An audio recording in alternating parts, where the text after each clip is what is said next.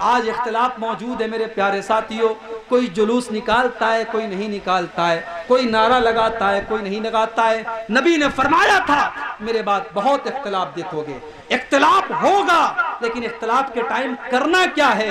نبی نے کرنے کا کام بتایا۔ آپ نے فرمایا انہو من یعش منکم بعدی فسیر اختلافا کثیرا، جو میرے بعد زندہ رہے گا وہ بہت اختلاف دیکھے گا۔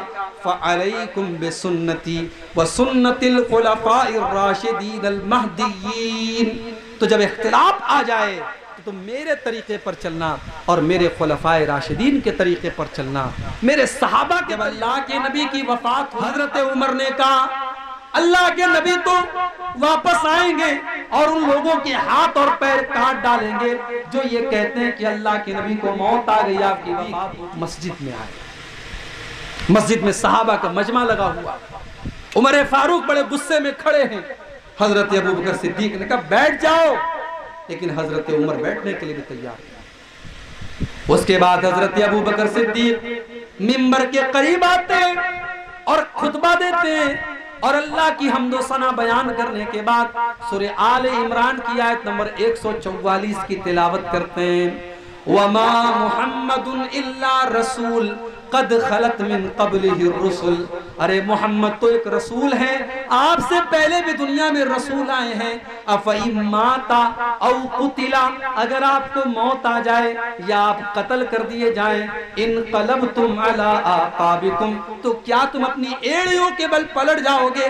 ومن ينقلب علی عقبیہ، اور جو اپنی ایڑیوں کے بل پلٹ جائے، فلن یضر اللہ شیئا، وہ اللہ کا کچھ بھی نہیں بگاڑ سکتا۔ جب یہ آیت پڑھی حضرت ابوبکر صدیق نے، صحابہ کہتے ہیں یہ آیت تو پہلے سے قرآن میں موجود تھی اور پہلے بھی ہم اس آیت کو پڑھتے تھے، مگر آج ایسا لگا جیسے یہ آیت آج ہی نازل ہوئی ہے اور پہلی مرتبہ ہم ابوبکر صدیق کے منہ سے اس آیت کو بعد سونے کے حروف سے لکھے جانے کے قابل ہے۔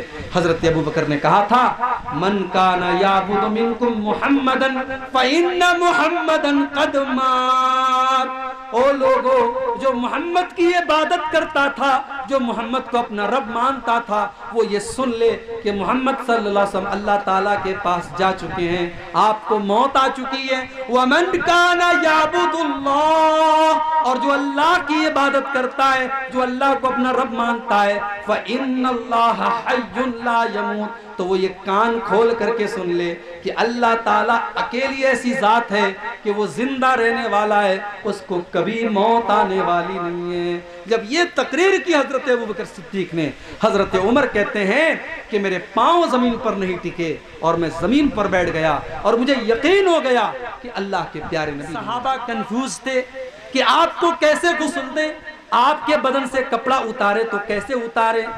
آسمان سے آواز آئی کہ اپنے نبی کے بدن سے کپڑے مت اتارو، اسی حالت میں آپ کے اوپر پانی ڈالو۔ چنانچہ کپڑوں سمیت آپ کو غسل دیا گیا اور 3 سوتی چادروں میں آپ کو دفن کرنے کا جب مسئلہ آیا اس میں بھی اختلاف ہوا کہ کہاں آپ کو دفن کیا جائے۔ حضرت عائشہ نے اللہ کے نبی کی حدیث پڑھ کے سنا دی کہ نبی کا جہاں انتقال ہوتا ہے نبی کو وہیں دفنایا جاتا ہے۔ چنانچہ اللہ کے نبی کی قبر آپ کے اسی حجرے میں بنائی گئی اور آپ کے حجرے میں آپ کو دفن کیا گیا۔ اللہ کے نبی کی وفات کی خبر صحابہ کے لیے برداشت کے باہر تھی میرے پیارے ساتھی، صحابہ کے لیے برداشت کے باہر تھی۔ حضرت انس کہتے ہیں جس دن اللہ کے پیارے نبی مدینہ آئے اضاء منہا کل شیء، مدینہ کی ہر چیز روشن ہو گئی، اور جس دن اللہ کے نبی دنیا سے تشریف لے گئے، آپ کا انتقال ہوا، اس دن مدینہ کی ہر چیز اندھیری ہو گئی، ہر چیز تاریک ہو گئی، ہر چیز کالی پڑ گئی۔ اسی وفات کے موقع پر جب اللہ کے نبی کی وفات ہوئی، حضرت عمر فاروق نے کہا کہ یہ غلط بات ہے، اللہ کے نبی کی وفات نہیں ہوئی ہے۔ حضرت عمر نے کہا اللہ کے نبی تو واپس آئیں گے اور ان لوگوں کے ہاتھ اور پیر کاٹ ڈالیں گے جو یہ کہتے ہیں کہ اللہ کے نبی کو موت آ گئی، آپ کی وفات ہو چکی ہے۔ یعنی حضرت عمر کا دماغ یہ ماننے کو تیار ہی نہیں ہے کہ اللہ کے نبی کو موت آ سکتی ہے، آپ کی وفات ہو سکتی ہے۔ مگر اس موقع پر اگر کسی نے بہادری کا ثبوت دیا، ہمت کا ثبوت دیا، جرأت کا ثبوت دیا تو ابو بکر صدیق رضی اللہ تعالی۔ جب ابو بکر صدیق کو پتا چلا، اللہ کے پیارے نبی کی وفات کی خبر ملی، بخاری کے الفاظ ہیں ابو بکر صدیق آئے اور آتے ہی سیدھے اماں عائشہ کے کمرے میں داخل ہوئے۔ اللہ کے نبی کی وفات ہو چکی ہے، آپ کی ڈیڈ باڈی موجود ہے، آپ کے بستر پر آپ کو لٹایا گیا ہے۔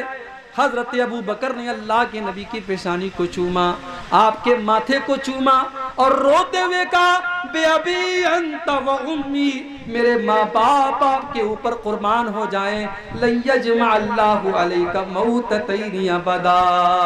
اے اللہ کے نبی، اللہ تعالیٰ آپ کو دو موت نہیں دے گا، ایک موت سب کو آتی ہے، وہ آپ کو آ چکی ہے، اب دوسری کوئی موت آپ کو آنے والی نہیں ہے۔ اس کے بعد حضرت ابو بکر صدیق مسجد میں آئے، مسجد میں صحابہ کا مجمع لگا ہوا، عمر فاروق بڑے غصے میں کھڑے ہیں۔ حضرت ابو بکر صدیق نے کہا بیٹھ جاؤ، لیکن حضرت عمر بیٹھنے کے لیے بھی تیار ہیں۔ اس کے بعد حضرت ابو بکر صدیق منبر کے قریب آتے اور خطبہ دیتے ہیں، اور اللہ کی حمد و ثنا بیان کرنے کے بعد سورہ آل عمران کی آیت نمبر 144 کی تلاوت کرتے ہیں۔ وَمَا مُحَمَّدٌ إِلَّا رَسُولٌ قَدْ خَلَتْ مِن قَبْلِهِ الرُّسُلُ، ارے محمد تو ایک رسول ہے، آپ سے پہلے بھی دنیا میں رسول آئے ہیں۔ أَفَإِن مَاتَ أَوْ قُتِلَ، اگر آپ کو موت آ جائے یا آپ قتل کر دیے جائیں، انقلبتم علی اعقابکم، تو کیا تم اپنی ایڑیوں کے بل پلٹ جاؤ گے؟ وَمَن ينقلب علی عقبیہ، اور جو اپنی ایڑیوں کے بل پلٹ جائے، فلن یضر اللہ شیئا، وہ اللہ کا کچھ بھی نہیں بگاڑ سکتا۔ جب یہ آیت پڑھی حضرت ابو بکر صدیق نے، صحابہ کہتے ہیں یہ آیت تو پہلے سے قرآن میں موجود تھی اور پہلے بھی ہم اس آیت کو پڑھتے تھے، مگر آج ایسا لگا جیسے یہ آیت آج ہی نازل ہوئی ہے اور پہلی مرتبہ ہم ابو بکر صدیق کے منہ سے اس آیت کو سنتے ہیں۔ اس کے بعد حضرت ابو بکر صدیق نے بڑی تاریخی بات کہی تھی، وہ بات سونے کے حروف سے لکھے جانے کے قابل ہے۔ حضرت ابو بکر نے کہا تھا من کان یعبد منکم محمدا فإن محمدا قد مات، او لوگو جو محمد کی عبادت کرتا تھا، جو محمد کو اپنا رب مانتا تھا، وہ یہ سن لے کہ محمد صلی اللہ علیہ وسلم اللہ تعالیٰ کے پاس جا چکے ہیں، آپ کو موت آ چکی ہے۔ ومن کان یعبد اللہ، اور جو اللہ کی عبادت کرتا ہے، جو اللہ کو اپنا رب مانتا ہے، فإن اللہ حی لا یموت، تو وہ یہ کان کھول کر کے سن لے کہ اللہ تعالیٰ اکیلی ایسی ذات ہے کہ وہ زندہ رہنے والا ہے، اس کو کبھی موت آنے والی نہیں ہے۔ جب یہ تقریر کی حضرت ابو بکر صدیق نے، حضرت عمر کہتے ہیں کہ میرے پاؤں زمین پر نہیں ٹکے اور میں زمین پر بیٹھ گیا اور مجھے یقین ہو گیا کہ اللہ کے پیارے نبی دنیا سے جا چکے۔ سوموار کے دن آپ کا انتقال اور بدھ کے دن آپ کو دفن کیا گیا۔ آپ کو جب غسل دیا جانے لگا، حضرت علی بھی تھے غسل دینے والوں میں، اسامہ بن زید بھی تھے غسل دینے والوں میں، آپ کے اہل بیت اور آپ کے گھر کے ہی لوگ آپ کو غسل دے رہے تھے، لیکن صحابہ کنفیوز تھے کہ آپ کو کیسے غسل دیں، آپ کے بدن سے کپڑا اتارے تو کیسے اتارے۔ آسمان سے آواز آئی کہ اپنے نبی کے بدن سے کپڑے مت اتارو، اسی حالت میں آپ کے اوپر پانی ڈالو۔ چنانچہ کپڑوں سمیت آپ کو غسل دیا گیا اور 3 سوتی چادروں میں آپ کو کفنایا گیا۔ آپ کی جنازے کی نماز کسی نے جماعت بنا کر کے نہیں پڑھی، کسی نے امام کے پیچھے نہیں پڑھی، ایک ایک کر کے لوگ آتے چلے گئے اور نماز پڑھ کے جاتے چلے گئے۔ پہلے مردوں نے نماز پڑھی، اس کے بعد عورتوں نے نماز پڑھی، اس کے بعد بچوں نے نماز پڑھی۔ آپ کی جنازے کی نماز جماعت کے ساتھ نہیں پڑھی گئی۔ آپ کے دفن کرنے کا جب مسئلہ آیا، اس میں بھی اختلاف ہوا کہ کہاں آپ کو دفن کیا جائے۔ حضرت عائشہ نے اللہ کے نبی کی حدیث پڑھ کے سنا دی کہ نبی کا جہاں انتقال ہوتا ہے نبی کو وہیں دفنایا جاتا ہے۔ چنانچہ اللہ کے نبی کی قبر آپ کے اسی حجرے میں بنائی گئی اور آپ کے حجرے میں آپ کو دفن کیا گیا۔ وہ لوگوں، نبی کی پیدائش کا جشن منانے والوں، نبی کی وفات کا تذکرہ بھی کبھی یاد کر لیا کرو۔ اسی ربیع الاول کے مہینے کی 12 تاریخ کو اللہ کے نبی کی وفات کا یہ دردناک واقعہ بھی پیش آیا۔ میرے پیارے ساتھیوں، نبی کی وفات میں بھی ہمارے لیے عبرت کے بہت سارے پہلو ہیں۔ آج محبت رسول اس لفظ کو ہم نے بدنام کر دیا۔ محبت تو بڑا پاکیزہ لفظ ہے میرے بھائی، محبت کے لفظ کی قدر کرو، نبی سے سچی محبت کرو، اور جس کو نبی سے سچی محبت ہوگی وہ نبی کی سنتوں سے محبت کرے گا، نبی کے طریقے سے محبت کرے گا، وہ دین میں نیا کام نہیں نکالے گا، وہ بدعت نہیں نکالے گا۔ یاد کرو اللہ کے نبی کا وہ خطبہ، بہت مشہور حدیث ہے، آپ نے کئی بار سنی ہوگی۔ ارباز ابن ساریہ کہتے ہیں اللہ کے پیارے نبی نے خطبہ دیا، اور ایسا خطبہ دیا کہ آنکھوں سے آنسو بہہ پڑے اور دل غمگین ہو گئے۔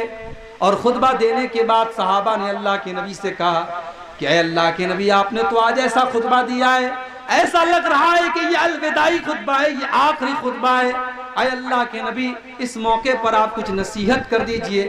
اللہ کے نبی نے فرمایا او لوگو اوصیکم بتقوی اللہ، میں تم کو اللہ تعالیٰ سے ڈرنے کی وصیت کرتا ہوں، ہر حال میں اللہ سے ڈرتے رہنا، والسمع والطاعت، اور اپنے امیر کی اطاعت کرنا، اپنے امیر کی بات ماننا۔ کوئی حبشی غلام بھی تمہارا امیر بنا دیا جائے، تم اپنے امیر کی اطاعت کرنا۔